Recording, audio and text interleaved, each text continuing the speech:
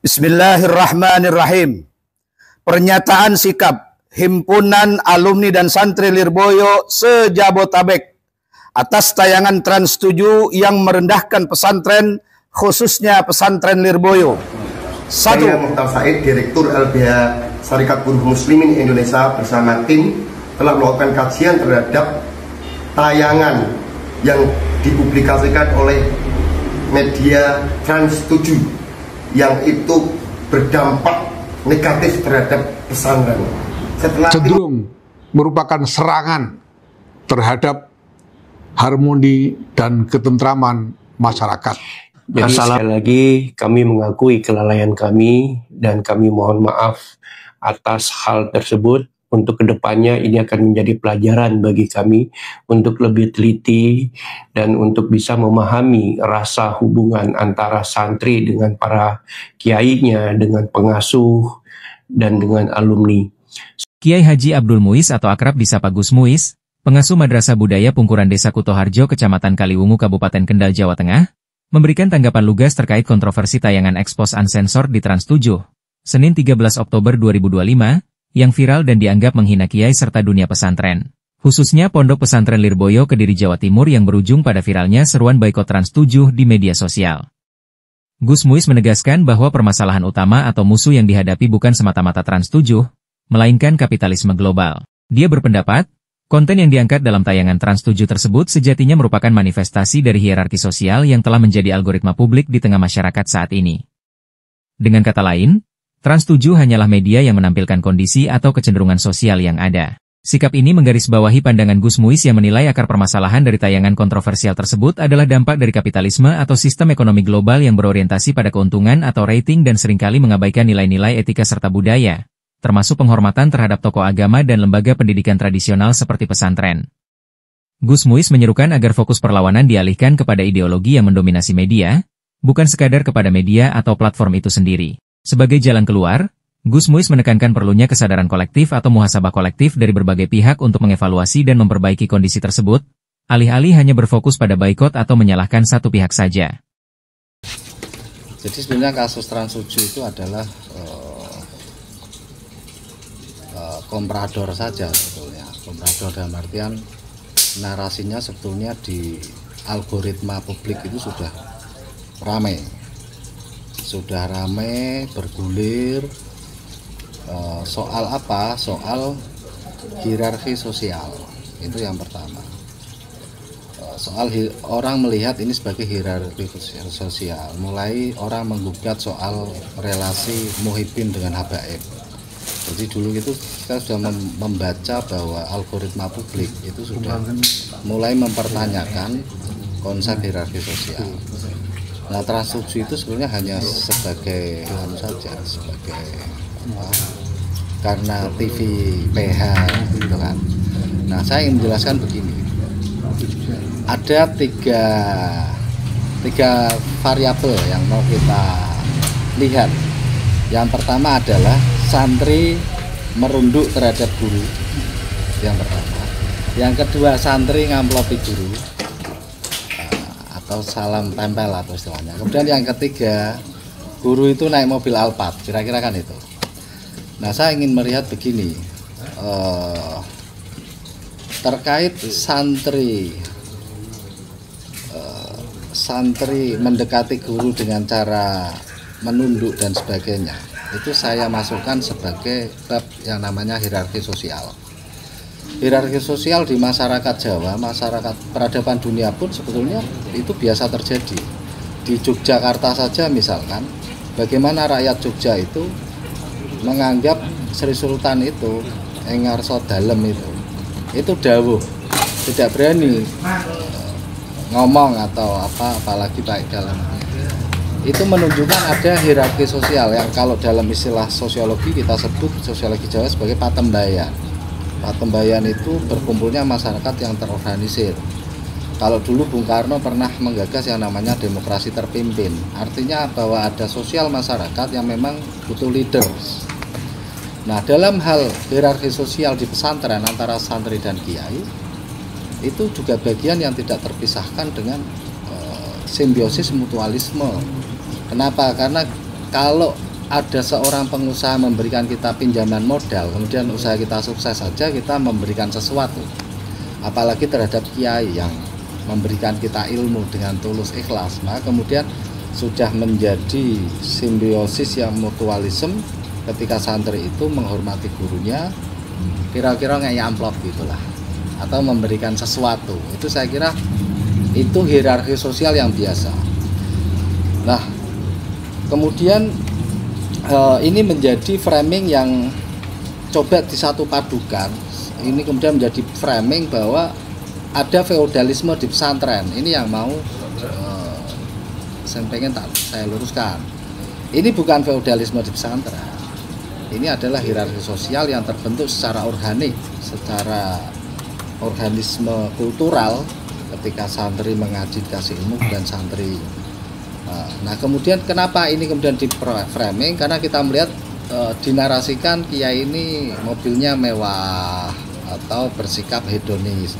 Kalau bersikap hedonis saya kira ya ini buat muhasabah kita juga ya. Saya kira kalau pendiri Lirboyo dan sebagainya itu kiai sepuh yang hidupnya penuh kesederhanaan. Nah, memang kita tidak memungkiri ada fakta sosial yang hedonistik juga.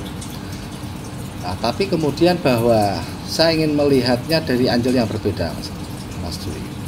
Yang pertama adalah peradaban postkolonial. Kita tahu hari ini postkolonial apa itu? Munculnya kapitalisme dan kalau kita lihat materialisme. Kapitalisme dan materialisme itu berimplikasi pada sikap tabiat manusia yang individualis, tabiat manusia yang konsumtif, itu pasti. Manusia yang hedonis, itu pasti. Semua diukur dari materi. Itu akan menciptakan manusia-manusia individualis. Kenapa soal narasi yang berkembang hari ini saya sebut sebagai operasi senyap, kalau boleh kita katakan operasi yang tidak kelihatan karena secara masif. Karena ini bagian yang tidak terpisahkan dari pasar modal yang hari ini terjadi. Dunia ini dunia global, dunia modal yang kita lihat seperti Arab Saudi misalkan. Arab Saudi sekarang sudah individualistik, wes karo tonggo rak kenal dan sebagainya. Gitu. Dampaknya ada orang mengharamkan ziarah kubur di sana. Itu saya melihat tidak soal istidlal atau hukum ini musyrik atau tidak, bukan itu. Tapi ini lebih soal karena kapitalisme maka menciptakan struktur sosial yang individualistik. Nah, maka tantangan kita hari ini terkait dengan relasi ini, tantangan kita adalah bahwa masyarakat yang patembayan, yang masyarakat yang organik ini mau diacak-acak dengan narasi-narasi yang terjadi. Jadi saya melihatnya adalah begitu. Nah, soal tadi nunduk-nunduknya santri itu mumpung ini ya, sepanjang itu masih dalam taraf wajar. Kita sudah diajari di pesantren, sholat itu sujud. Yang membedakan hubungan relasi antara manusia dengan Tuhan itu ya di sholat itu kita sujud, maka dengan manusia yang lain kita tidak sujud. Atau rukuk itu, maka kita santri itu punya hierarki struktur sosial, adab itu ya cukup menundukkan badan, ya kira-kira seperti tradisi Jawa lah. Itulah yang membedakan hierarki antara manusia sesama manusia, kemudian hierarki manusia dengan Tuhan. Jadi saya kira kalau nunduknya santri itu masih beda dengan sholat, kira-kira itu Mas. Nah, kalau ada yang nunduknya santri kok sujud, ya itu kudu diluruskan. Ya, tapi tetap bahwa hierarki sosial itu sudah sunatullah, sudah di mana-mana, dan itu biasa saja. Biasa saja, kenapa? Karena dan sepanjang struktur sosial itu dibentuk karena kalau dalam bahasa kita tahu relativisme, karena relasi sosial dan hukum kausalitas saja. Hukum kausalitas karena seorang kiai tokoh ini memberikan kita pengajaran ilmu, maka kemudian santri merasa rendah, merasa di hadapan kiai. Saya kira itu pasti. Ya, kembali lagi bahwa Trans 7 itu sebagai komprador saja, dia sebagai bagian dari yang tak terpisahkan dengan yang saya sebut dengan narasi global, narasi publik, narasi global yang memang melihat mulai mempertanyakan kenapa ada manusia yang satu tunduk terhadap manusia yang lain, itu satu. Jadi saya sih ya sepanjang Trans 7 sudah meminta maaf, oke, itu sudah selesai lah. Cuman ini ada momentum bagus untuk bahwa saya yakin ini kalau tidak dijawab maka akan menimbulkan kesan bahwa pesantren itu eksklusif, tidak inklusif, tidak, bahwa kalau dulu kita melihat masyarakat Indonesia membagi tiga itu grades itu masyarakat santri, priayi, abangan gitu. Mungkin sekarang sudah berbeda, mungkin ada masyarakat santri, ada masyarakat yang materialis mungkin, ada masyarakat yang kapitalis mungkin. Nah, itu melihatnya sudah tidak lagi orang mempertanyakan apa itu gotong royong, orang mempertanyakan apa manfaatnya, lebih baik individualis. Nah, lagi-lagi bahwa dalam struktur sosial tetap ada pemimpin. Nah, dalam dunia pesantren pemimpinnya itu adalah kiai, dan santri adalah bagian integral dari hierarki sosial antara relasi sosial yang memang menganggap kiai ini pemimpin. Tidak hanya beliau memberikan ilmu, tapi pemimpin. Dasarnya ya dasar cinta, dasar banyak hal lah ya. Nah, sehingga saya ingin menyampaikan ini tidak hanya soal memberikan amplop, tidak sekedar menundukkan, tapi ini adalah soal bahkan ketika kiai ngomong A, semua akan ikut A, semua santri akan ikut A. Dan itulah struktur sosial atau hierarki sosial yang dan itu biasa saja, nggak perlu dipertanyakan sepanjang itu sepanjang tidak melakukan tindakan-tindakan kolonialisasi. Maksudnya kolonialisasi adalah perbudakan dan sebagainya, atau memanfaatkan situasi ini dumehana santri terus dipaksa sak penake udele dikerja tanpa apa. Nah, itu gambaran saya begitu. Bahkan roan itu ya, roan pondok pesantren itu benar-benar wujud dari kesadaran kolektif santri. Bagaimana ikut bersumbangsih terhadap alma maternya, pondok pesantrennya. Itu bukan perbudakan. Perbudakan itu kita diperintah untuk melakukan sesuatu tanpa mendapatkan feedback kecuali makan. Tolong dicatat ya, digambar. Kita diperintahkan sesuatu, bekerja tanpa dibayar kecuali makan. Nah, santri ini dia diberikan ilmu, dia diberikan banyak hal, dia diberikan pengetahuan sehingga besarnya kemudian menjadi manfaat. Kalau kemudian melakukan roan bersama itu, maka itu adalah wujud kesadaran kolektif dari santri. Maka kalau Trans 7, saya mengatakan kalau Trans 7 tidak menyampaikan permohonan maaf, kita ngecor di Trans 7 kira-kira. Yang dibutuhkan saat ini ya, semua saling berintrospeksi. Bagaimanapun algoritma publik soal mempertanyakan kiai, santri, kiai atau gus atau siapapun yang hedonis, ingat ya, lawan kita hari ini justru produk kapitalisme barat, salah satunya adalah hedonisme. Jadi tolong semua gus-gus semua ya, mulailah bahwa kembali lagi dulu ayah kita, kakek kita, leluhur kita, beliau disebut kiai itu karena membumi membaur dengan masyarakat. Saatnya gus-gus sekarang itu juga membumi dan membaur terhadap masyarakat. Nah, itu pesan moral bahwa musuh kita ya materialisme, kolonialisme, kapitalisme itu yang salah satunya adalah hedonistik atau hedonisme. Apa itu? Mengukur semua dari materi, keberhasilan semua diukur dari materi. mulailah itu ditanggalkan pelan-pelan. Mumpung ini ada momentum ini, saya ingin menyampaikan ini untuk muhasabah kita semua. Jangan lagi ada komersialisasi pendidikan agama. Itu kan kita mau introspeksi juga. Pendidikan agama itu dulu zaman Rasulullah itu orang hijrah itu ngetoknya duit, mengeluarkan harta benda untuk ben wong mengenal agama ini. Kok sekarang ini banyak sekali program pendidikan agama yang bahkan sampai ratusan juta dengan janji ini sekaligus kapling surga katanya. Nah ini guyonan saja.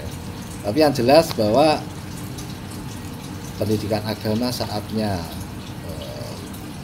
kembalikan ke ruhnya, marwahnya. Apa itu? Bebaskan dari visi-visi yang saya sebut tadi.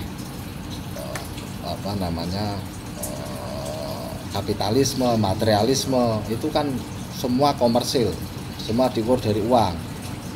Ayo ini cepat ngajinya kalau uangnya besar, itu kan masalah itu. Itu padahal musuh kita hari ini yang mencoba meluluh lantahkan, yang mencoba menggugat hierarki santri dan kiai adalah kalangan-kalangan dari paham liberalisme, paham kapitalisme global hari ini. Kapitalisme, materialisme global yang ora pantes lah, mosok menungso karo menungso kok nunduk. Manusia harus cari menguntungkan, ukurannya adalah ukuran materialis. Nah itu feedback untuk muhasabah kita semua. Mulailah yaitu kesederhanaan, kemudian mengembalikan lagi marwah pendidikan Islam menjadi pendidikan yang tanpa bayar. Apalagi sekarang lagi bareng delalah ada isu doa berbayar juga. Ini kita repot juga ini, ada doa berbayar. Semua produk ilmu agama harus ya. Jadi kita juga kalangan pesantren, saya kira kita tidak anti kritik, kita tetap akan menerima kritik itu sebagai bagian yang bagus untuk mengingatkan kembali, karena